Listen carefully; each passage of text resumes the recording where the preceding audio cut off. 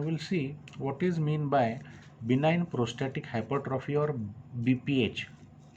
This benign prostatic hypertrophy is common in the geriatric population or in the elderly people, or it is most commonly seen in people of age more than 65 years. Means it is a age related process or it is a age related disease. So it is common in geriatric population or it is common in elderly people of age more than 65 years. Fortunately, it is not a precancerous condition. That's why the name is benign prostatic hypertrophy. It is not a precancerous condition. It is only an enlargement of a prostate gland. And because of the enlargement of a prostate gland, it results in lower urinary tract symptoms. It results in lower urinary tract symptoms like incomplete voiding of urine. So, incomplete voiding of urine. So, there is a hesitancy in the urine. Then, straining to pass urine normally. There is a nocturia, urgency, and sometimes or occasionally incontinence of urine or dribbling of urine. So, because of enlargement of prostate gland, it results in these symptoms: incomplete voiding of urine, means sensation of remaining of urine in the bladder, then hesitancy of urine, straining to pass the urine, it will take time to pass the urine, then nocturia, nocturnal enuresis or nocturia, then urgency, and occasionally incontinence of urine or dribbling of urine. Now, because of blockade of alpha 1 receptors, now blockade of alpha 1 receptors in the bladder, prostate, and urethra. In the bladder, prostate, and urethra, there is a presence of alpha 1 receptors.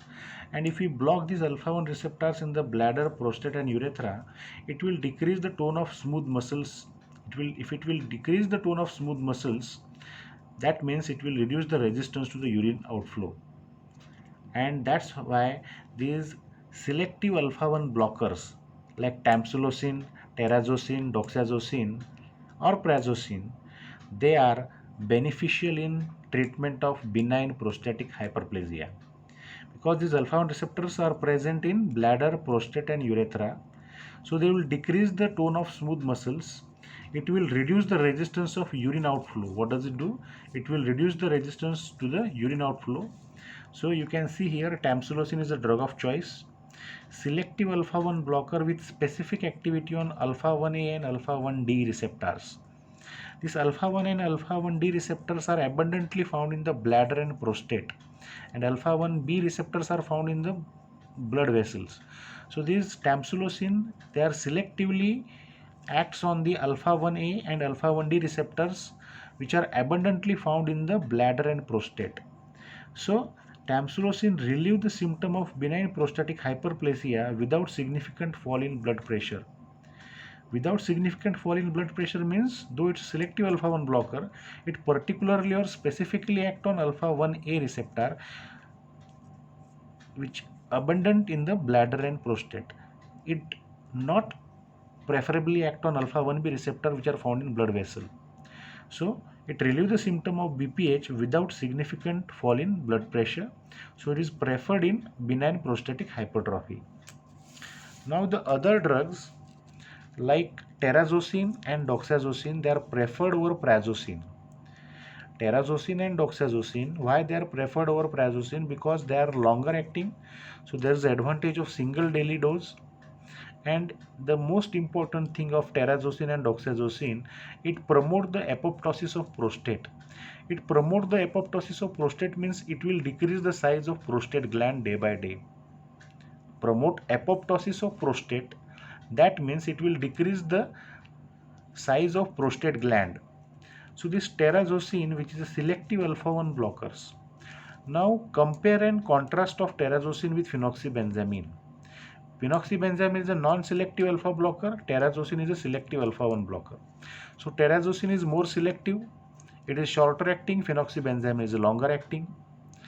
They have less adverse effects. Terazosin having less adverse effects. Phenoxybenzamine, because of non-selective action on alpha 1 and alpha 2 receptor, they may lead to the more adverse effects like reflex tachycardia, postural hypotension, It's a reversible antagonist. Phenoxybenzaimine is the irreversible antagonist. Single daily dose is needed with terazosin, and twice daily dosing is needed with the phenoxybenzaimine. So this is the compare and contrast of terazosin with the phenoxybenzaimine. Now compare and contrast with the prazosin, terazosin with the prazosin. Terazosin is more soluble in water. Terazosin is more soluble in water as compared to the prazosin. They are having, or it is having, higher bioavailability as compared to the prazosin, longer acting, that's why single daily dose, and the most important thing, it promote apoptosis of prostate gland. That means it will decrease the size of prostate gland in benign prostatic hypertrophy. So the drugs that were preferred in benign prostatic hypertrophy is the tamsulosin, terazosin and doxazosin.